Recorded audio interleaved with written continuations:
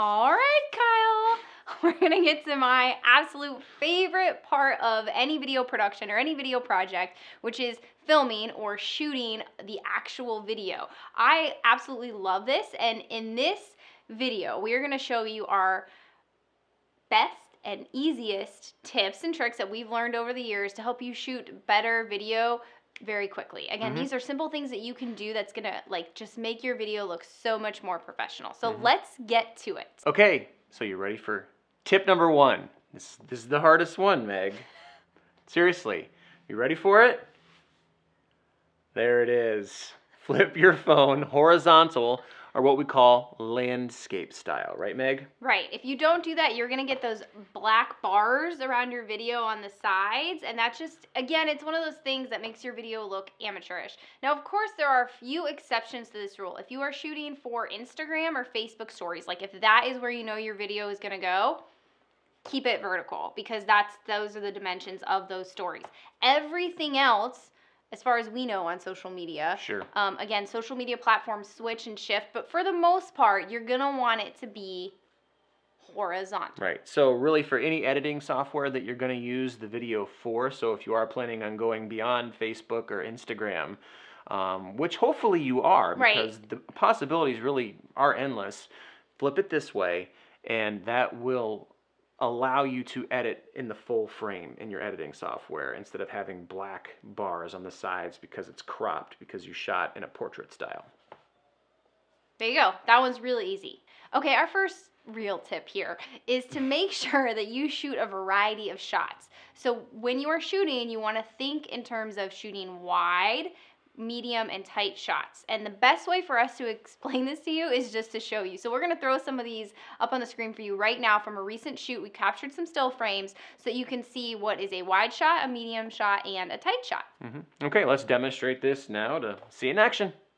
Okay. So I'm going to show you right now what it's like to shoot a wide, a medium, and a tight shot. And remember, whenever you're shooting for a video, you want to have a variety of these shots. Wide, medium, tight. So let's see what this looks like. I've got my smartphone out here. This is our lovely daughter, August. She is painting a beautiful picture of what looks like a rainbow right now. So if I'm going to get a wide shot, and I have my phone up here, I want you guys to see this shot. This right here for this image would be considered a wide shot, okay? So there it is. And I'm going to leave this shot up. I usually leave each frame up for about 10 seconds for editing purposes. So there's my 10 seconds. There's my wide shot. Okay, a medium shot is going to be a little bit closer than that wide shot. And I'm going to get a different angle. So for my medium shot, it's a little bit closer than my wide shot. I'm going to move my water bottle out of the way. We want that in there. So this here would be a medium shot. So again, I'm going to hit record. I'm going to shoot this medium shot for about 10 seconds. Okay, now I'm going to get two different types of close-up shots. I'm going to tell you why. First, I'm going to get her head. Okay, so this is a close-up her face. Okay, I'm going to record that. Now, what's really important for you to know here is as I shoot her eyes and her beautiful face, you can see what her hands are doing. So this makes it easier for me to edit, right? I'm going to move down. Now I'm going to shoot a close-up of her hands. That way, I have synonymous movement when I go to edit. And this will make more sense in the editing portion, but just remember, shoot a variety of wide, medium, and tight shots. Okay, the third tip is the tip about following the rule of thirds. So if you've taken a photography class at any point in your life, you have likely heard about the rule of thirds. Basically what this is you want to imagine your screen cut up into 9 boxes. So if you have your horizontal screen, you've got your vertical boxes, right? It's like a tic-tac-toe board, right? But you've got boxes. The rule of thirds says that your subject, whatever it is you're looking at, whether it's a house or a person or a piece of fruit, okay, it should fall into one of those sectors. It should fall on one of those lines. So this is why when you see an interview on the news or on TV, your person is a little off center. They're not ever dead in the center. And that's because this is just more visually pleasing to the eye. The other reason that I really like to follow this rule is because it makes it easier to integrate graphics into your videos. So you can use like those nice cool graphics, which we showed you in Canva. If you haven't watched that, go watch that video. But you can see you can set up graphics easily too. It's not gonna fall all over your picture and your image won't be jumbled. So this is a technique that they've been using in photography for a really long time because it works. So we're going to show you some examples of the rule of thirds up here on the screen, and then we're going to show you another pro tip after that, so hang tight. How your sister today? Today at house, yeah.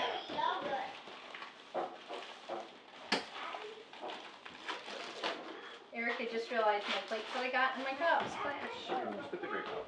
There you go, Abram.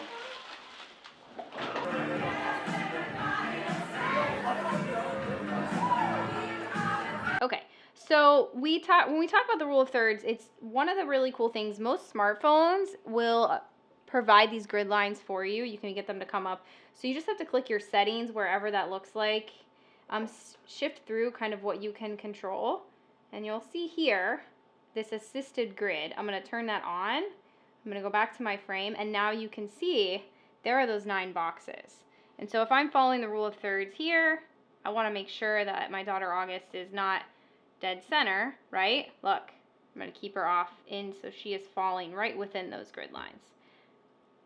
So our next tip is a fresh perspective. So try to use all kinds of different angles when you're shooting something. So it doesn't have to be a person, but whatever it is that you're filming, think about, are you coming from an angle that's more of a top-down approach, or are you shooting from maybe a bottom-up approach? Because those all have an impact on how people are going to experience the film that you're shooting. So for example, if you shoot primarily from the top down on a person, that kind of a shot, just to let you know, is actually going to make somebody appear thinner, a little bit thinner than they actually are. Thanks for looking at me for that, Kyle. And when you shoot from a low angle up towards a person, it makes a person appear a little heavier, but it also makes a person appear more authoritative, right? So more credible, perhaps. Maybe you're doing this for somebody who's trying to show off their credibility, whatever it is they're talking about. Does that make sense, Meg? Makes total sense, Kyle. So when you're doing these different angles, top down or bottom up, think about those two things. Also,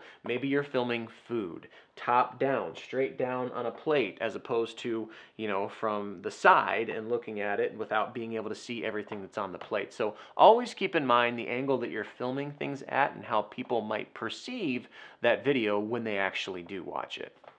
Yeah, thanks, Kyle. Another thing that is not going to come natural to you, so when you're first shooting video, you're going to look a little weird. Like, if you've ever, one of the things, my favorite things to do is when I'm at a wedding or something, I watch the videographers and the photographers, but you're going to, if you do, next wedding you go to, watch this. They're moving constantly, right. And it's because of this, because they're trying to get all kinds of different shots, and you have to move. So you might feel a little strange, especially if you're shooting in public or until you gain the confidence here. Just remember, like, to get a good shot, you might be hanging over a fence, you might be standing on benches. You need to think of all angles and be creative, because that really sets your video apart. But again, it's not going to feel natural to you, but do it. Just do it. You'll be uncomfortable, but I'm telling you, you're going to get the footage that you need, and it's going to be worth it.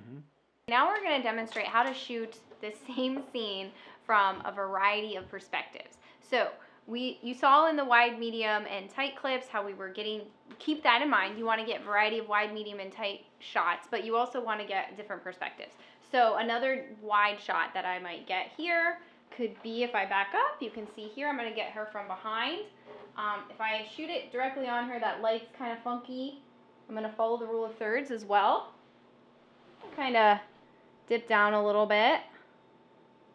Again, I'm not going to shoot her straight on, so we have a pretty behind image. Again, as I think through this, again, another angle here. One of my favorite tips, and you'll probably notice this in our videos now, is to set the camera on something sturdy, and look at that neat angle. It's a totally different perspective. And again, one other thing that we also talk about in this section is movement. So you want to kind of anticipate what she's going to do a little bit. So another thing I'm going to wait for, because I know she's going to dip that paintbrush in the paints. I'm just going to wait. Another thing about being a good videographer is being patient. Then I might move it this way again. Another angle. Since again I know there's a little bit of motion happening in this scene, I'm going to shoot her face again here. And from another different perspective. So it's not that side view anymore. It's just the top. But again, you can't see what her hands are doing in this, which is very important when we come to editing.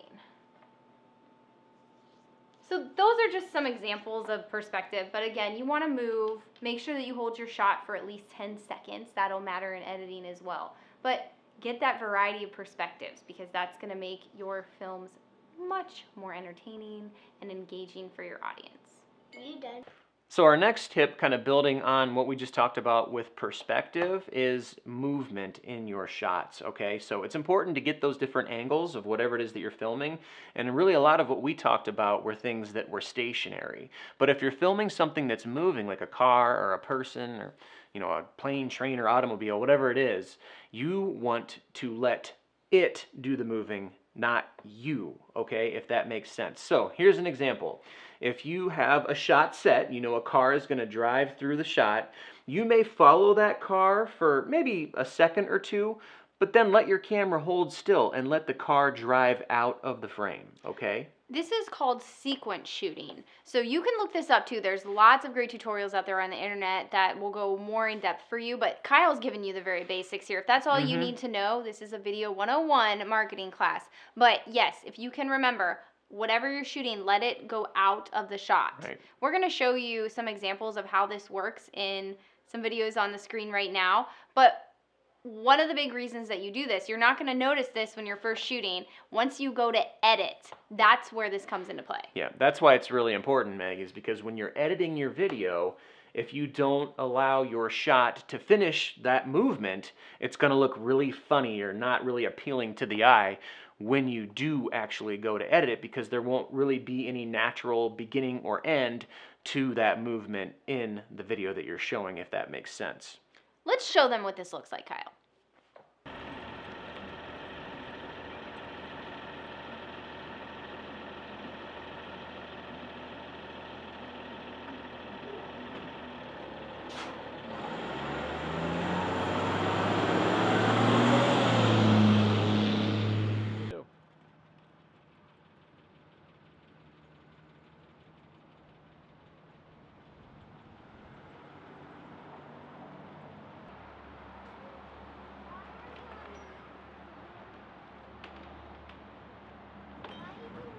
So the next tip is about natural framing. So whenever you're setting up a shot, whatever it is that you're filming, it's super important to be aware of what is behind or next to or in front of whatever it is that you're filming, right? So let's say that you're, you know, filming for your business, right? Which hopefully some of you are. Your business probably has a sign. Your business probably has a logo or something along those lines. So if you're filming somebody or something at your business, why not put your business's sign behind whatever it is that you're focusing on, you know? So those ideas of natural framing are super important, especially when it comes to marketing, because those things are subtle, but they are viewed by the audience. Another way to think of natural framing too is to look for frames in the environment. So Kyle mentioned if you're setting up like an interview shot. Also, if you want some creative B-roll, you want your video to stand out a little bit, you can look for frames in the environment. So a common one that you see in photography is like the chain link fence that you're looking through, or a window that you're looking out of. You keep the window frame in your shot. We're going to show you one. I'll play it right now. I love this shot. It's of cats in a doorway, and again, think about how the framing adds to the narrative or the context and richness of the visual that you are using, because those are things that, again, just are really captivate is the word I'm looking there for. Yeah. your audience. It brings them into the narrative a little bit more. It's just another little trick to make your video look more professional. So our next tip is called "See What I See," and Instagram is really synonymous with this one. This is where this came up, and so these are the images where you are. Kyle mentioned this before, but you are looking down on a plate of food, or you have. Some of you, again, if you're on Instagram, you know this, but like you have like the pretty picture in the coffee cup. Like we're looking, see what I see. It's really that top-down approach. But again, this is very people expect this on social media. So if that's a way that you want to shoot, if that works for your business, it's a perspective that I would definitely push you to do, because again, it just helps people connect with you on a human level. So again, it's a little bit different than your TV ad that you might be used to. This is social media and web editing and shooting really has to do with humanizing yourself and making whatever you're creating seem more authentic. So see what I see is a really easy way to do that.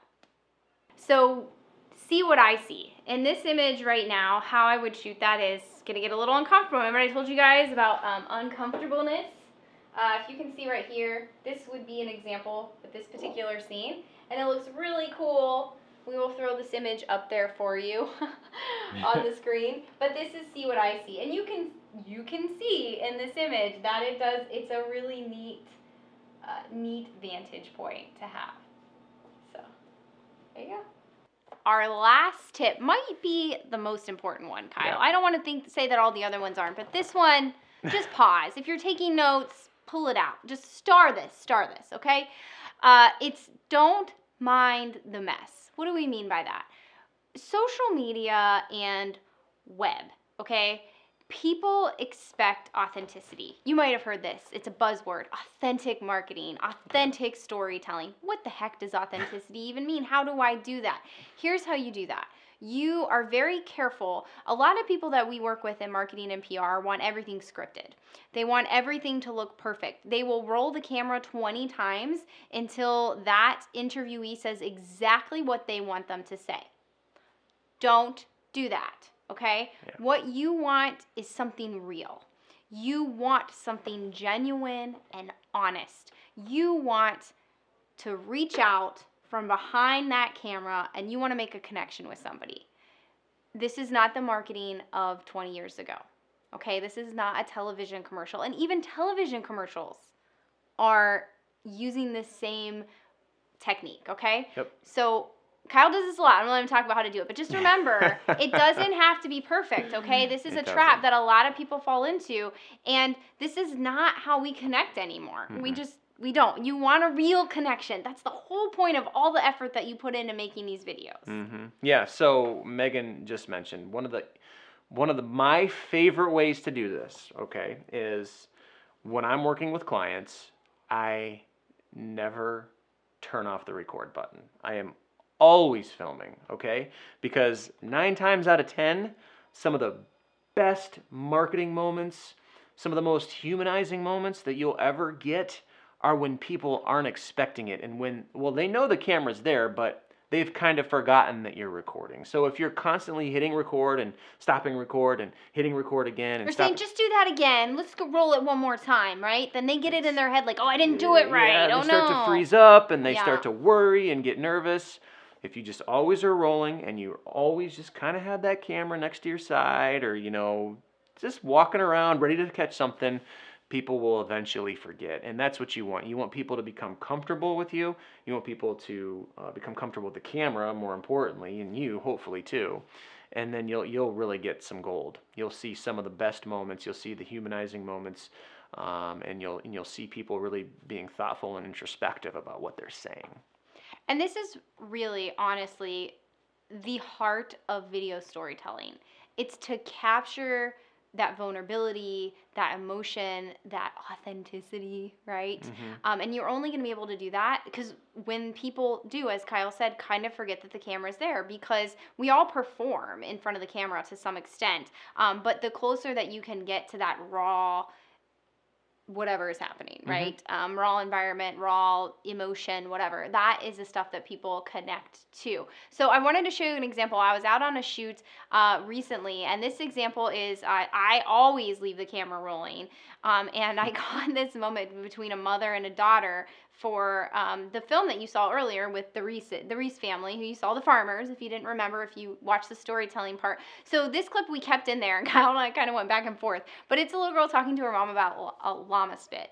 And so, honestly, that clip really captures this family, because they're a fun family, they're a sweet family, they care about each other, and in this clip, this funny little clip about llama spit, it humanizes them, because why the heck are we talking about llama spit, right? And so that's just a moment. It was just a moment that we kept in there, but had the camera not been rolling, I wouldn't have captured that. So just remember, always keep it rolling. And then the other thing that I want to say about this is there is a point for editing when you do need to turn the camera off. So I'm going to show you this clip, then I'm going to talk about that. So watch this clip. Hair out of your face. Mommy, I need to tell you something. Okay. Have you known llamas, their spit actually hurts you? I did not know that. Mama spit. Where'd you learn that? Llama spit is not translucent, about it's green. So you want to keep the camera rolling, but you also can't wait all day for the gold, as Kyle said. So one of the quick ways that I know when I've had enough is if I'm getting the same shot over and over. So if I'm shooting from all different perspectives, I think I've got everything, if I find myself repeating a shot. So for instance, I'm like, okay, I'm gonna get up. Nope, Megan, you already got up on the table to get that shot. That's sort of when I know I'm done. And again, you do have to think of your time here, not only as you are out shooting, but also on the back end, because the more you shoot, the more film you're gonna have to go through. So it's okay if you don't get those real emotional pieces right away. We're gonna talk about editing, so there's still some tips and tricks that you can use to make your video cool and interactive, but always aim for those moments. So there you have it. Those are our best tips and tricks. So it's important to remember that this, just like anything else, takes practice. I was a basketball player. I would never expect, without any practice, to go out in the middle of a game and make a couple of free throws to win the game, just like you shouldn't expect to go out and get your video exactly how you want it the first time. So you literally just make a goal maybe to shoot a video once a week, or maybe once every day if you're feeling ambitious, but you have to practice. Yeah, I've taught video production for years at the university level, and one of the coolest things is to see students improve over the course of 16 weeks. Like, usually they'll do, I would say by like your third or fourth project, you should have it down a little bit, but the first one is not gonna be how you want it to be, and don't quit. Like, don't quit. You're gonna get there. You're gonna be able to create these videos for your business, and it's gonna take a lot of time at first. You're gonna get frustrated. Join our Facebook group, so you can join the group or contact us. We will help you if you are part of our community. But just remember, you have to get over that hump of being kind of bad at something a little bit before you get good. So just give it a couple videos before you give up.